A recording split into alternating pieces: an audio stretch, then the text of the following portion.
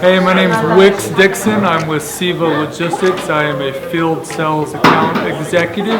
I'm here today to talk about who broke the supply chain and where do we go from here. Thank you for having me, and I really enjoyed meeting everyone.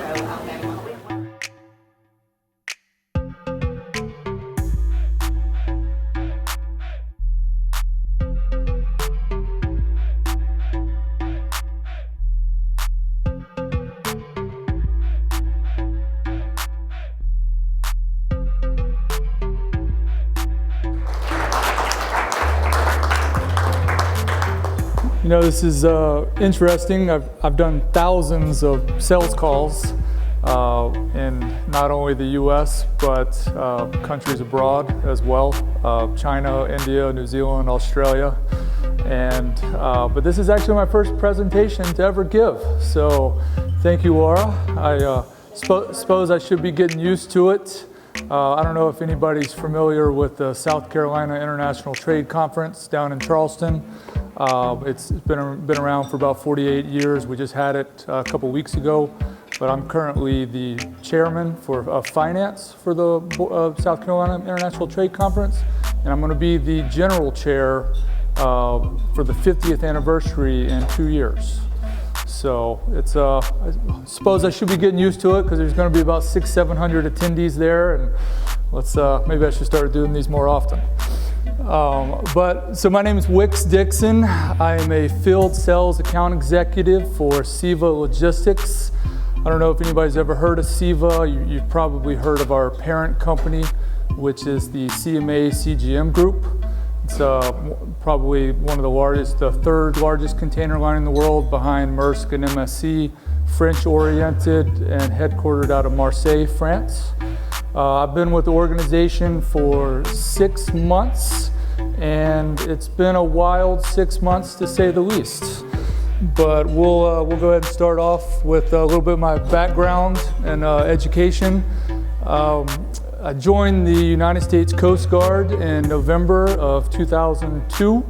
I heard you talking about Philadelphia and Pennsylvania, and I actually went to boot camp in illustrious Cape May. Spent a wonderful 8 weeks there. Didn't get to see a lot, and I froze to death. But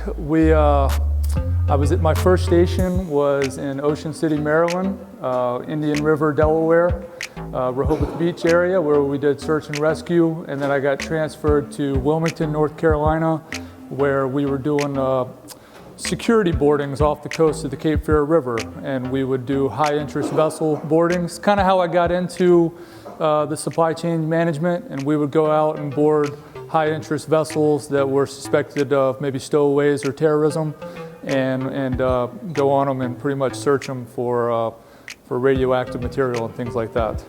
After the Coast Guard, I really wanted to get out and use my GI Bill, and I went to the University of Mississippi, Ole Miss. We're having a hell of a football year, okay? So it's been a lot of fun to watch. And the original plan was I was going to get into the Department of Homeland Security, and I even majored in it, criminal justice, Homeland Security, minor in political science. And there's a kind of a joke in this industry, at least if you're in the logistics side, nobody really starts off wanting to be involved in logistics.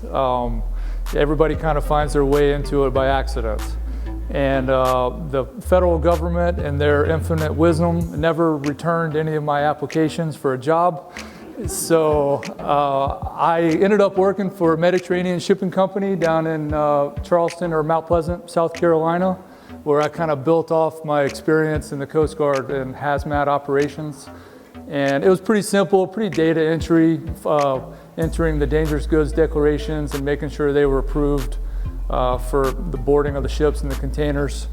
Then I decided to leave there and went to Caratrans International, which is NVOCC, stands for Non-Vessel Operating Common Carrier, and it's basically a focus on LCL cargo. Caratrans is the consolidator in the world of ocean freight. And they're owned by the Main Freight Americas, which is a New Zealand-based company. and they're your traditional global freight forwarder, focused on air and ocean and domestic warehousing. And about 6 months ago, it leads me to SIVA Logistics. Had an exciting opportunity to move my family. I have a wife and twin daughters that are 15 months old.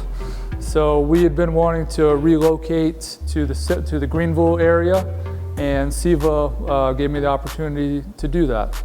So we took the chance on SIVA in the middle of a global supply chain crisis, and haven't looked back since. I mentioned the trade conference, and I have previously, I was on the board of directors for the Customs Broker Freight Forwarder Association in Charleston, and I was the National Transportation Week Young Leader of the Year in 2013. But we'll go on from here. Just a little background on SIVA, the CMA CGM Group, combined total 31 billion. It's actually owned by a single individual, and he has aspects of being a top 3 global provider in the world. It was probably the main reason that I came over to SIVA was the financial backing and his aspirations. It seemed like a company that was going to help you succeed, and I saw it as a good career move in the maritime industry. But you notice, obviously everyone knows CMA for the container line. What everybody doesn't realize is the tons of air freight. You can probably expect that to increase as CMA is rapidly purchasing their own airlines from Boeing. So they're going to be rapidly expanding, and we're actually in talks with the Greenville Spartanburg Airport. They're trying to get CMA to stop in as well. So look out, Senator, coming at you. Just a little background of the SIVA solutions. I mentioned obviously air freight, ocean freight, the road and rail freight, and additional services, value add. We actually got a real strong customs brokerage department. There's roughly 50 to 100 brokers spread out throughout the country, with each have their own individual teams of entry writers. And in the past, I would never have brought a customs broker into a client, but the SIVA brokerage team, I would put them in front of a client any day of the week. I actually had a meeting with them this morning at 9 a.m.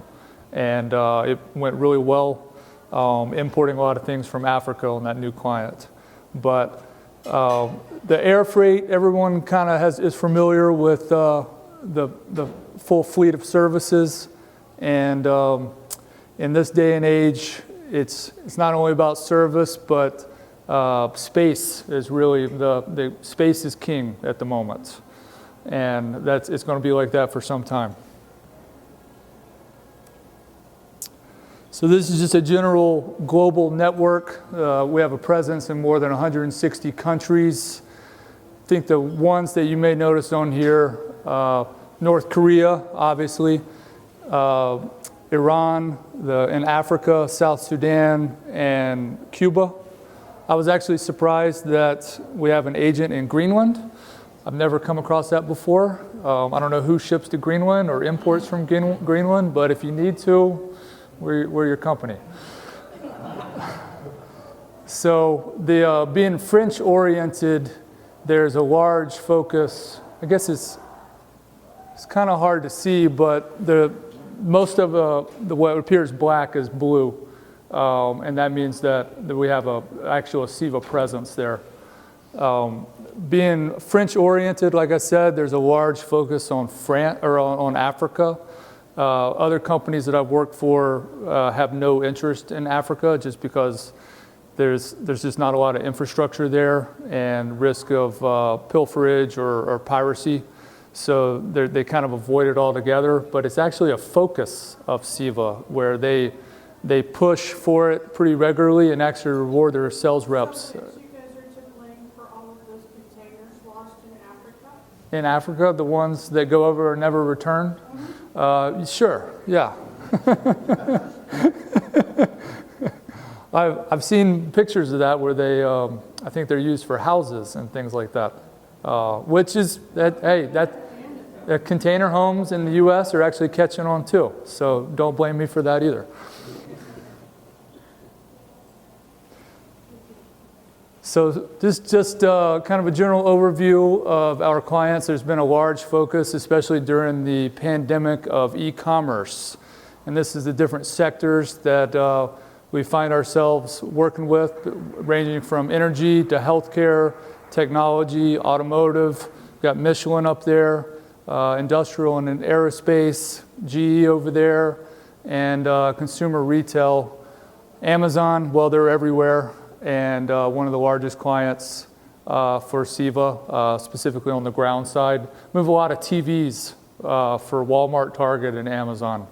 How do you get to be your A-level client? How? Yeah, what's going on? Well, you got to know the right people, Laura. That's what I need to know. We need to get you in touch with some of these. Like, how do I get my stuff moved like Amazon does? How? Well, I'm going to get into that at the very end. Sorry. You're getting ahead of me with the SIVA solutions. You got to go through all the cause and effect. Oh, okay, sorry. So who broke the supply chain? Let's start with the stats, and forgive me if this bores you, but it really does kind of lay out the pre-COVID era and how we got to where we are today. But 94% of the world's global trade is shipped by sea, 70% in containers.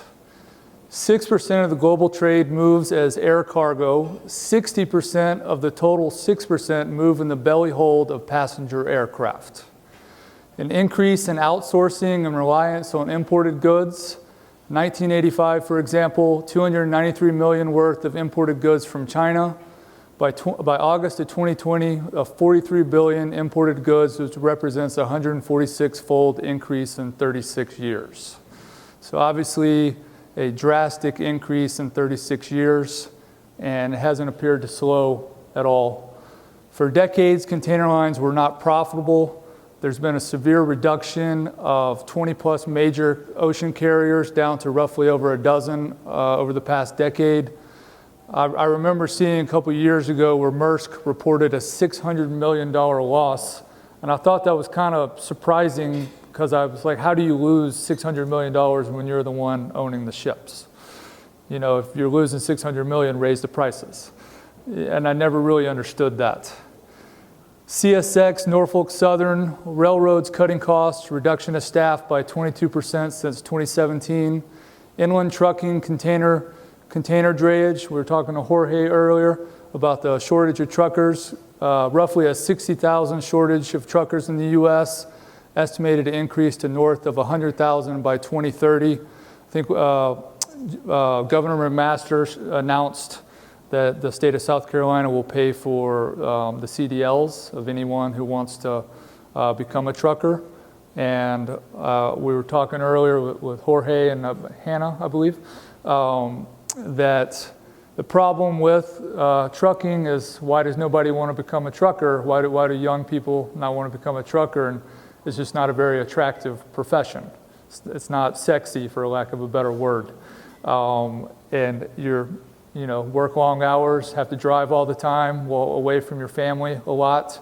And up until recently, it didn't pay very well. So pre-COVID hindsight is 2020. We didn't know how good we had it.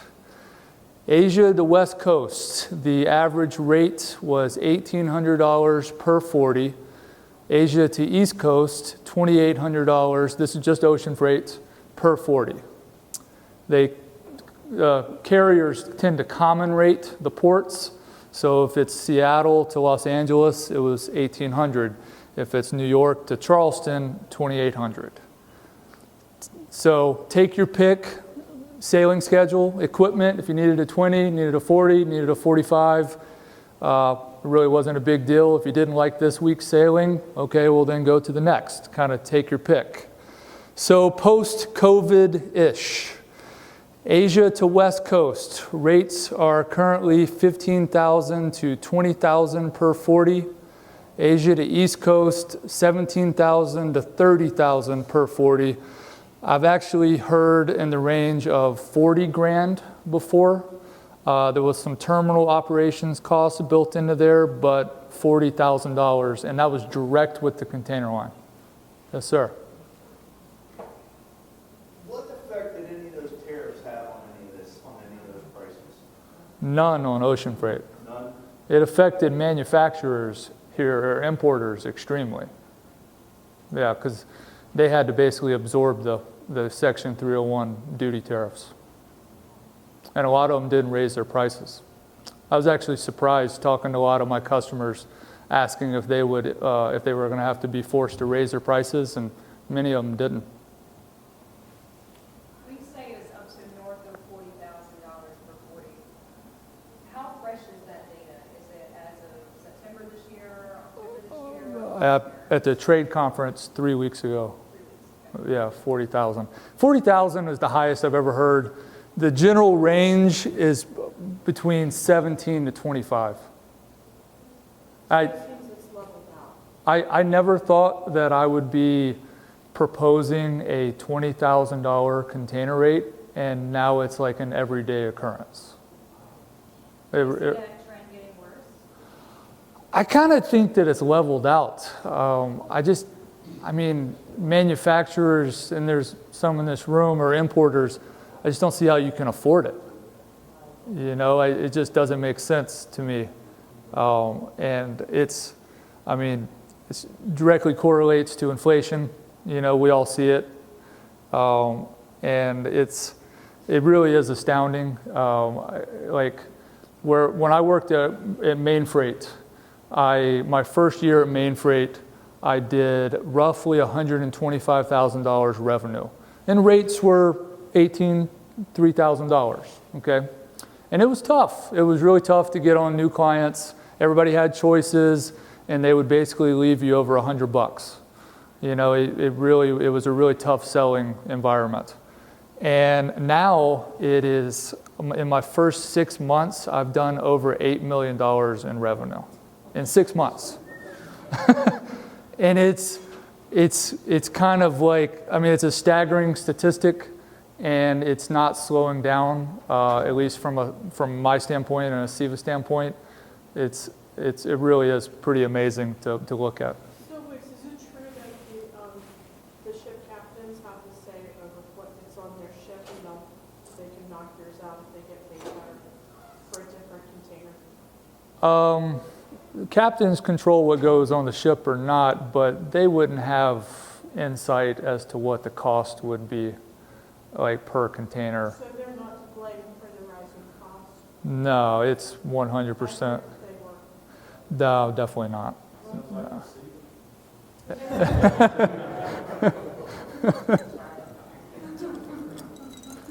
Did the expansion of the Panama Canal have any influence on that price, on the cost?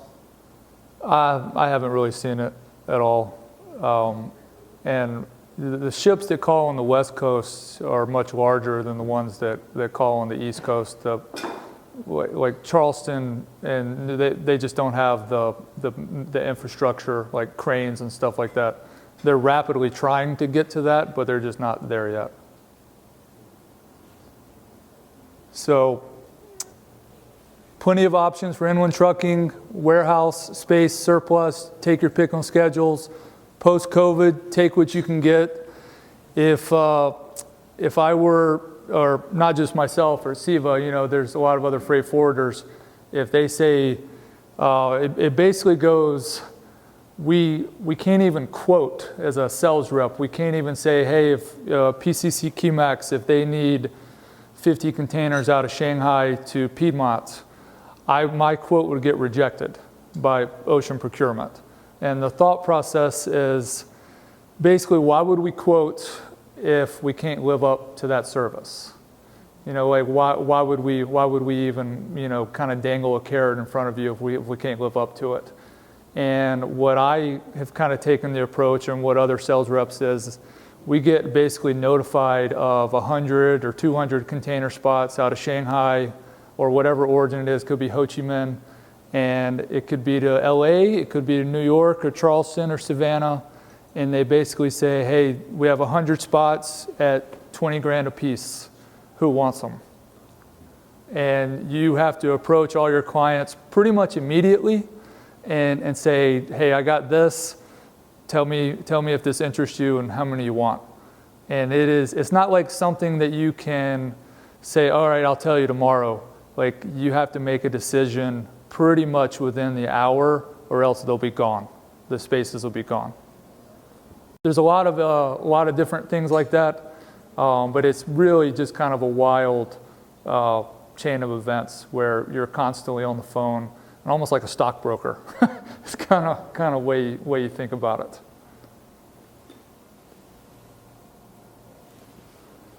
So COVID enters stage left. Everybody lived through it. Spring 2020, the entire world went into lockdown.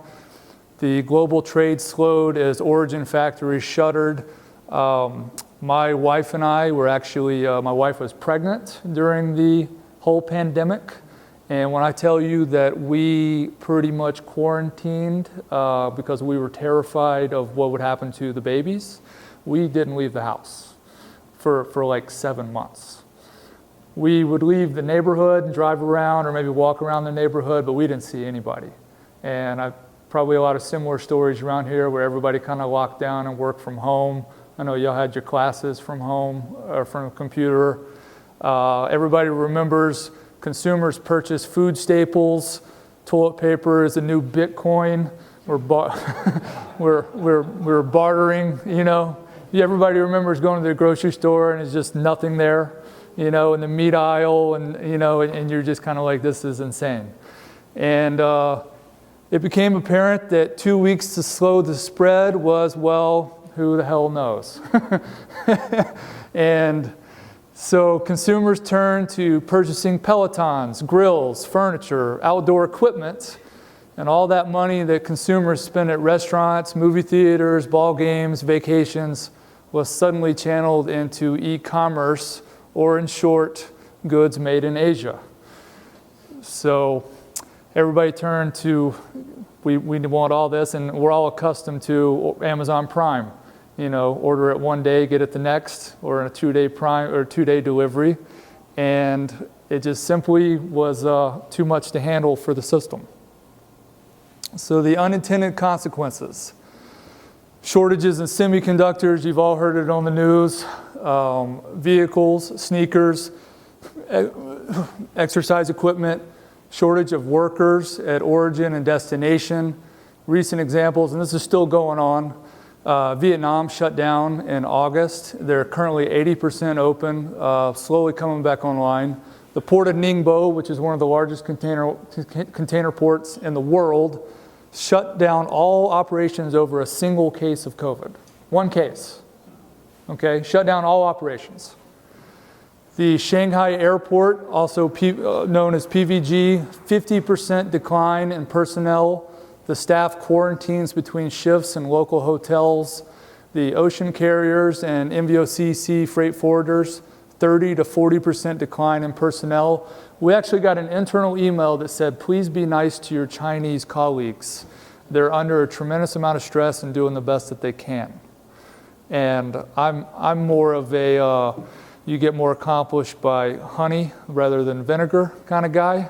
So I wasn't really directed at me, but I can fully understand that the stress that they're under with the amount of volume and everybody screaming for space and origin trucks. So panic buying at grocery stores. We mentioned the meat, toilet paper, and soap. And this has led to a buildup of 100 plus container ships. It kind of fluctuates according to the week, 60, 70. Over the weekend, there was 103 container ships off the port of LA Long Beach. And I actually personally have over 100 containers in the port, just waiting out in anchor. And we were talking a little bit about it before, is you can't really provide an ETA. Everyone's kind of asking you, and you really, there's just no way to possibly tell on when your ship is going to be in the queue. So to put this in perspective, everyone remembers the Hanjin bankruptcy, which removed 3.5% of the global capacity temporarily. What is going on right now with 100 plus container ships, because it's not only happening in LA or off the coast of Savannah, it's happening globally, has removed 12.5% of the global capacity worldwide. And the Hanjin bankruptcy was a temporary blip of removing global capacity. The removal of 12.5% could possibly last a year or more. So the rise of e-commerce, Amazon, Walmart, Wayfair, if you bought that stock at the beginning of the pandemic, you could probably retire right about now. Grocery delivery, my wife and I took full advantage of that, where we didn't even go to the grocery store. We had our groceries delivered to the front door. And over the past 30 years, there's been very little infrastructure investments. I read an article that basically saying that we were living off of our grandparents' investments. And COVID was the grain of sand that grinded the global supply chain to a halt, or at least it was the beginning, and the government responses around the world are really what caused the current situation that we're in. So we'll move on to the state of trucking. Obviously a large focus of trucking. On average, there is a 6 to 8 week lead time for inland trucking a destination. LA, for every 16 containers, there's one driver. And it's kind of made worse in Los Angeles because they don't allow non-union trucks to enter the port. So there's actually a lot more trucks in the city of Los Angeles, but they're not allowed on the port because they're non-union.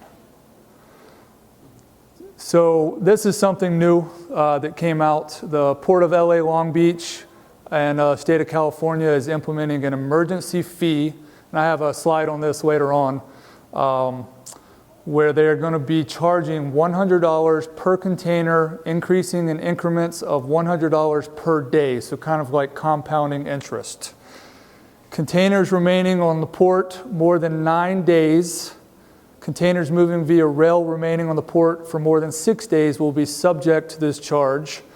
So just to put it in perspective right here, 30 days on the port of Los Angeles would get you a $46,500 fine.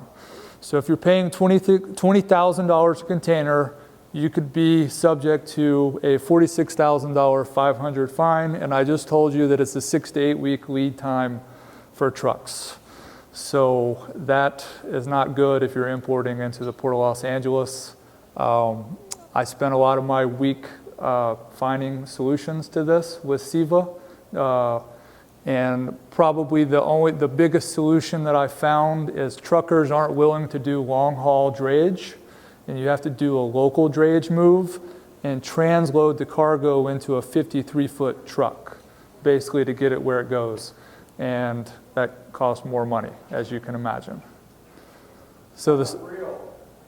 I'm sorry? Why not real? Why not real? Oh, rail? You can rail it, depends on where you're going, but there's still a delay in that too. It could be weeks. It really depends on where your delivery is, where you're going. So the spot market truckload freight, 67.9% increase in rates from January 2020. I've seen them personally increase probably double from the Port of Charleston to the upstate. Truck capacity decreased 18.3% year over year, and importers are taking action, turning to chartering ships, transloading, and paying premium rates. And this is the customer notification that SEVA sent out in regards to the Port of Los Angeles, Long Beach, and the emergency fee, $100 per container, increases in increments of $100 per container per day. And you can kind of see at the bottom how it would equal $46,500 per container. It's definitely not good for inflation when you might be paying $20,000 a rate and then add another 46 on top of it. It's something that we're dealing with, but there's really no way around it. It will go back to the importers if the fee is assessed.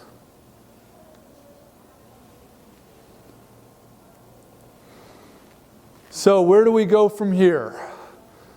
Supply and demand fell along with rates, but not for long. The unprecedented surge in container volume and consumer demand will continue into Q3, Q4 of 2022.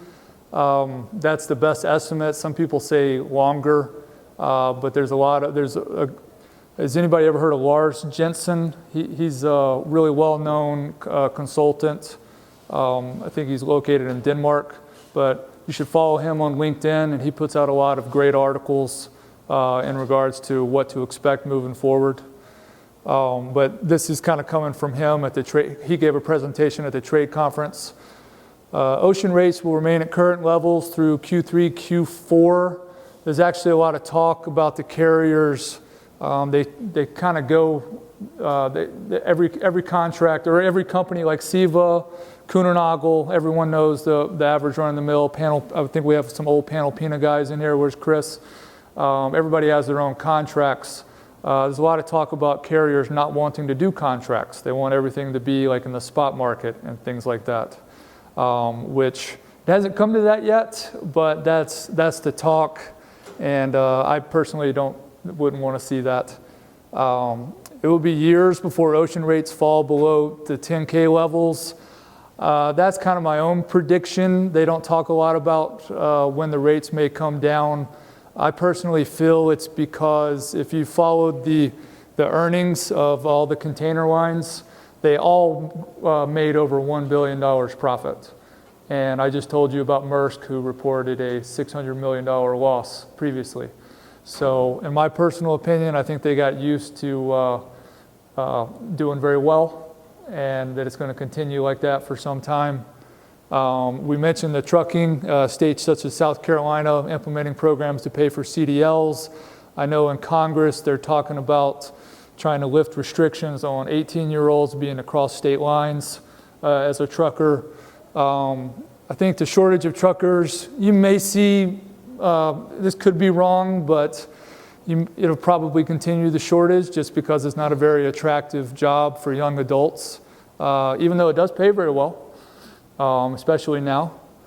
And then the bottom part, which is what nobody else is talking about, is the ILA unions renegotiate contracts in LA, Long Beach in 2022. And if you remember what happened the last time they renegotiated contracts, they went on a strike for a month, and it caused a similar backlog of ships, not this large, and importers started switching everything to the East Coast to get away from Los Angeles. Only problem is if you were to do that now, all the ports on the East Coast are overwhelmed too. So you would just see compounded problems. And quite frankly, with the 24-hour, 24/7 working that they implemented out in LA, they have all the ammunition they need to renegotiate a contract, and nobody wants to see a strike right now. It'd be pretty disastrous.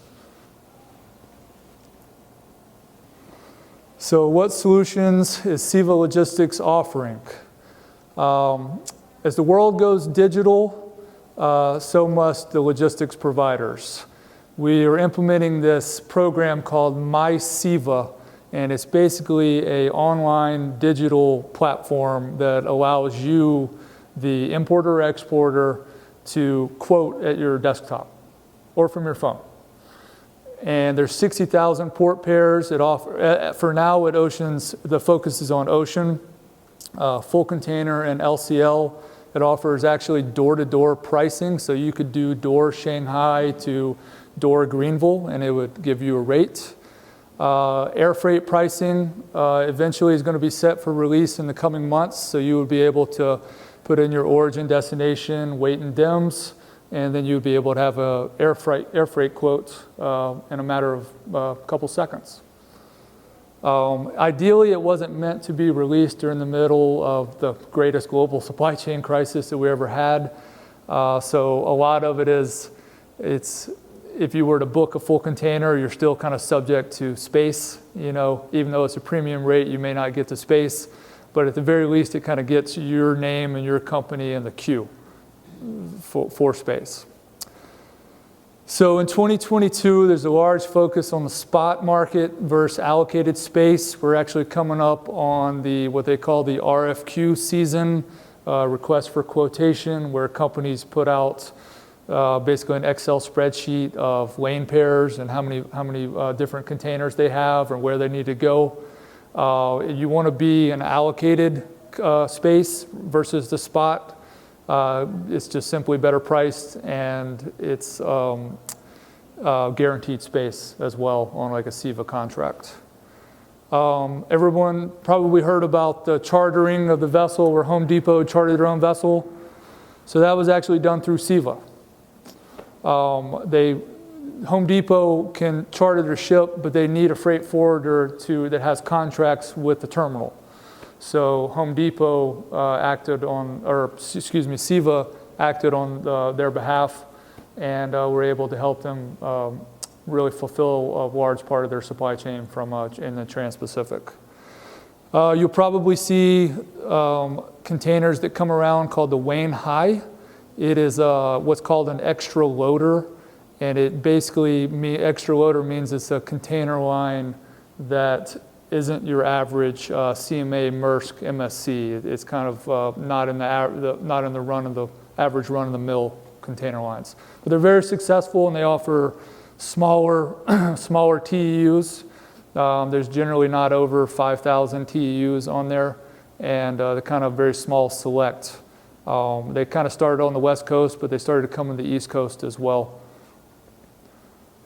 So the goal, basically my everyday goal, is to present options. I try to make it as cost efficient as possible, but I think we all know that may be out the window for now. And I basically present options such as my SEVA, or if you have an RFQ coming up in 2022, I try to talk to you about that. The extra loaders is something that I talk about. I mentioned before, where you would get sales reps like myself or get notified of space out of different origin points, and then I would basically go to you and say, hey, this is what I have. And my goal is to basically present options for you so that you can make an informed decision for your supply chain. And if it doesn't work out, hey, no harm, no foul. At least I told you about it. The e-commerce expansion, the largest probably for SEVA, is in Nashville, Tennessee. They have over 1 million square feet. And a lot of that is kind of dedicated to either Dell or Amazon. And it's all about 1-2 day delivery. They actually partner with FedEx and UPS, which are competitors with SEVA. But this DHL, UPS, FedEx, they really excel in the small parcel like nobody else would. And then the marine drayage department, I mentioned offering transloads, the local drayage. That's a big focus because truckers just aren't willing to do long haul. A few years back, they implemented the electronic logs, the ELDs. You probably remember that, where truckers are only allowed to, I don't know the exact hour amount, but it's around 12 hours. And that presents a problem where if you're driving 5 to 6 hours, then you got to make it back home. So you can't, if the 5 to 6 hour mark is kind of the cutoff, because then you have to unload your freight, and that could take an hour, and then you wouldn't be able to make it home. And it would cause extra charges and things like that. So there's a lot of different regulations that come into effect. Obviously that's good for truckers, not driving too long or getting tired and getting into accidents, but everything creates a ripple. And what it affects is... You think with the trucker shortage, trucker regulations, think there's going to be a bigger push for autonomous trucks? Yeah, definitely. Yeah. I was listening to the news this morning. I forget the name of the company, but they were partnering with trucking companies for autonomous trucking. Yeah. I don't think it's going to be, I don't think it's a matter of if. Yeah, no, it definitely will. Yeah. It's just a matter of when it's going to happen. A lot of truckers go to team drivers. So then you don't got to really worry about the hours if you have a team. But that costs more money. So, Anyways, yeah. like when I'm mapping out on Google gives me options, like the fastest or the one most off the interstate. And then as I'm driving, it gives me options to go a different way. Are you guys gonna do that with your digital? Is it gonna give me an option for like, this is. Different routings. Yeah, and I wanted to go through this port, but it tells me then, well, this port will be better for you, and I get to choose that? Or, Yeah, I actually had a client recently that they import to Columbus, Ohio area. And generally that's routed via Los Angeles rail to Chicago. But the rail from LA to Chicago is a nightmare. There's just fraught with delays. And at one point they shut the whole thing down. So his freight got stuck on there for over a month just on the rail. And once it gets on the rail, there's no way to track it. Like it doesn't say, oh, it's in Nebraska. You know, you're just kind of like, it's in between here and here. So, you know, but he requested that. He wanted it to go via East Coast. And we actually routed it via New York to get to Columbus. Yeah. So, but MySiva does give you different options. It actually lays out different sailing schedules as well. everybody else, there's fewer and fewer people in the department, and you just have less and less time to go, research how to use this port and then use that port. No, I have no idea. Yeah. I need the AI to do it all for me. Yeah. No, that's what it's meant to do. Right now, I would love to give you a demonstration of it, but it's all, like I said, it wasn't really meant to be released in the midst of a supply chain crisis, and right now it's more meant, it's almost like you're booking a flight on Delta. Like when you go on Expedia or Delta and you select from where to where, and then select your dates, and it gives you kind of a list of the prices and things like that.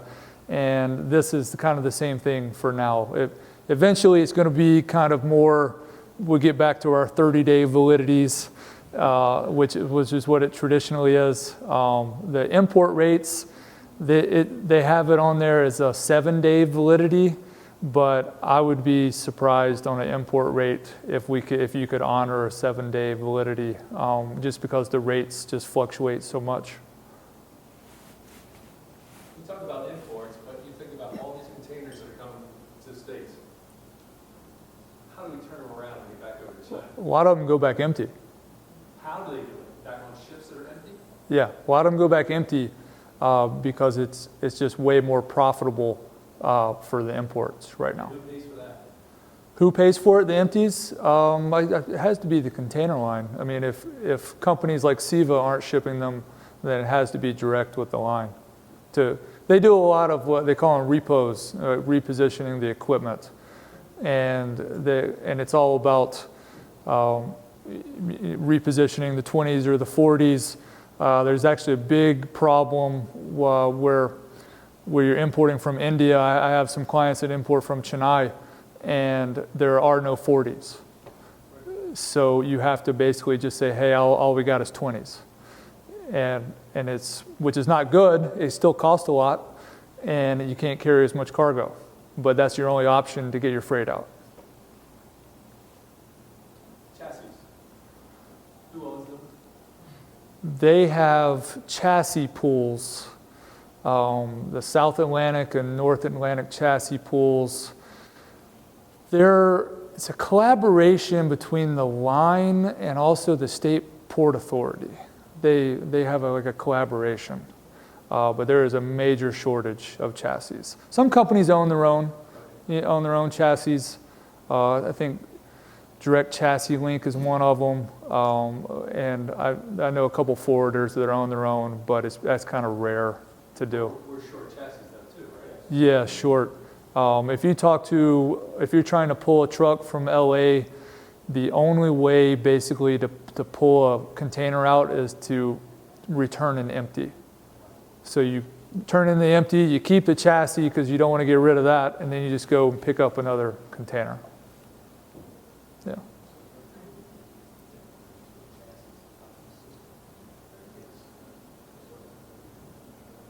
One other question too is CT-PAT.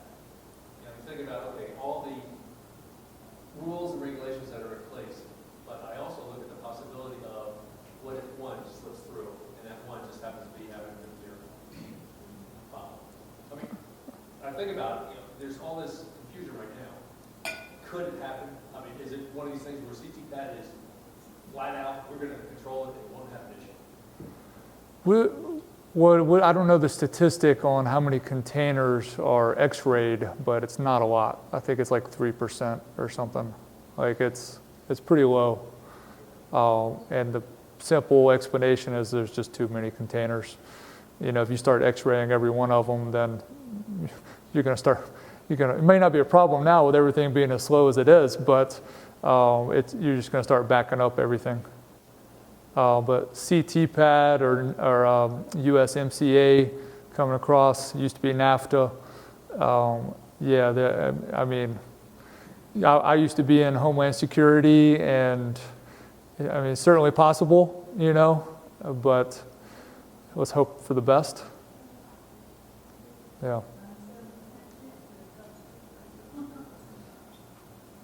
Yeah.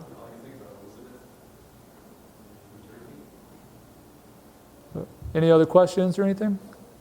I have one final one. We talked a lot about Long Beach, and California has honestly been a big focus in the mass media market as well as contributing to a lot of the supply chain issues. We talked about the community market. Do you know the numbers for New York or maybe some of the Jacksonville or Florida ports? Like ships that are off the coast? I don't know. I mean, I don't think Miami or Jacksonville has any. Savannah has over a dozen. Charleston's good. And I haven't heard a lot about New York. I haven't really heard that. So for the most part, East Coast is moving pretty well. So I know there was a big news explanation from Governor DeSantis saying, you know, Miami's running just fine, bring your cargo here. And I mean, it sounds great in theory, but once you start rerouting ships, then there's thousands of containers on that ships. There's thousands of shipments, thousands of bills of lading with the wrong port of discharge on them. It's just not as simple as, oh, we'll just take this ship over here. And it just, I mean, it would just be kind of a nightmare, especially for documentation and customs clearance. It would be a nightmare. And just to go through the Panama Canal, I heard one time it was about $1 billion or less, or maybe more than that. I don't know what the cost would be to go through the Panama. The Suez is referred to as the cigarette canal because you have to basically bribe your way through with cigarettes. But if you ever has anybody ever been on a vessel or anything like that, or been down to the port to do a tour or anything? I've seen a canal in Panama. Oh, really? I heard that's a really amazing trip. It is. I've seen it too. It is awesome. And they're actually putting in a fourth one for even bigger ships. Oh, really? They have the two originals, Yeah. and then up the hill is the one for the mega ships. I was just in Panama sometimes. Really? Really bad, yeah. Okay.